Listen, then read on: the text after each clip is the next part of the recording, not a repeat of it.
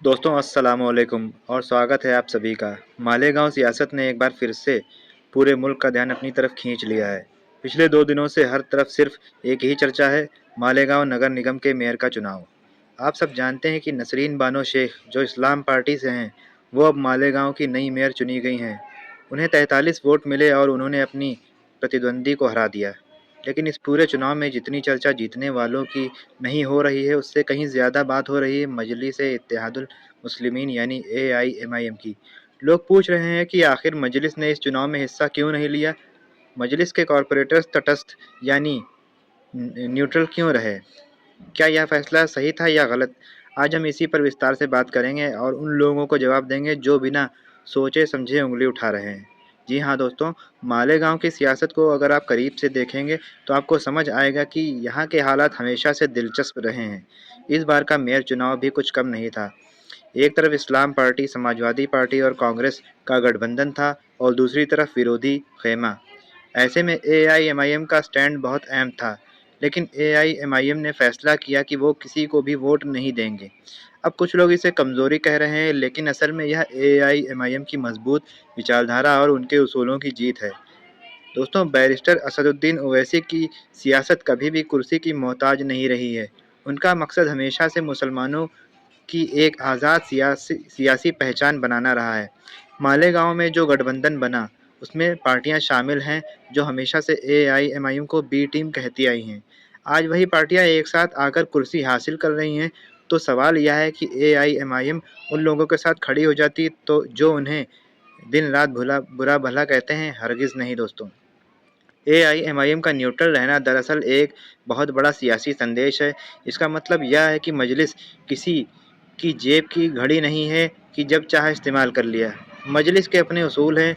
उन्होंने दिखा दिया कि वो ना तो कांग्रेस और समाजवादी पार्टी के पीछे चलेंगे और ना ही किसी ऐसी विचारधारा वाली पार्टी का साथ देंगे जो उनके मूल्यों के खिलाफ हो। यह एक गरिमापूर्ण तटस्थता थी, यानी कि वो न्यूट्रल थे। उन्होंने साफ कर दिया कि अगर आपको हमारा साथ चाहिए तो वो बराबरी की बुनियाद पर होगा, हमारी शर्तों पर होगा और आवाम के फ़ायदे के लिए होगा। सिर्फ एक मेयर बनाने के लिए मजलिस अपने उसूलों का सौदा नहीं कर सकती। दोस्तों, इस फैसले का एक सकारात्मक पहलू यह भी है कि एआईएमआईएम ने शहर में किसी भी तरह की रुकावट पैदा नहीं की। उन्होंने वोटिंग से दूर रहकर रास्ता साफ रखा, लेकिन अपना ज़मीर नहीं बेचा। यह उनकी दूरदर्शिता है। वो जानते हैं कि मालेगांव की जनता उन्हें एक मजबूत विपक्ष के तौर पर देखती है। अगर वो आज इस गठबंधन का हिस्सा बन जाते तो कल वो मेयर से उनकी गलतियों पर सवाल कैसे पूछते?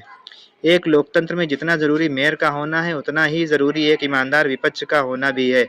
एआईएमआईएम ने वही विपक्ष का किरदार निभाने का फैसला किया है दोस्तों।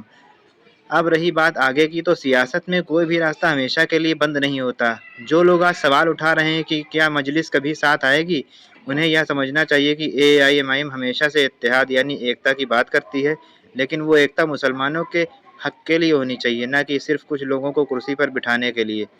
अगर आने वाले वक्त में मेयर नसरीन बानो शेख और उनका गठबंधन मालेगांव की जनता के लिए ईमानदारी से काम करता है, तो शहर में विकास लाता है और आवाम के मसलों को हल करता है, तो मजलिस उनके अच्छे कामों का समर्थन ज़रूर करेगी।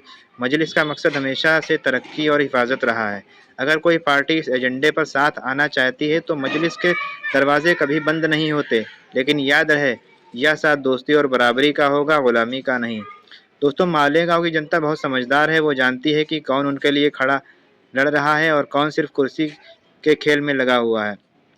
एआईएमआईएम ने इस चुनाव में न्यूट्रल रहकर अपनी अलग और पाक साफ छवि बरकरार रखी है। उन्होंने साबित कर दिया कि वे असदुद्दीन ओवैसी के सिपाही हैं जो झुकना नहीं जानते। मालेगांव में अब एक नया दौर शुरू हुआ है।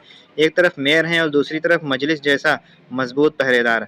हमें उम्मीद है कि शहर की भलाई के लिए आगे चलकर सब मिलकर काम करेंगे, लेकिन अपने उसूलों से समझौता किए बिना। आपको क्या लगता है, क्या मजलिस का यह फैसला आने वाले विधानसभा चुनाव में उन्हें और मजबूत करेगा? क्या मालेगांव की जनता मजलिस के इस स्टैंड को पसंद करेगी?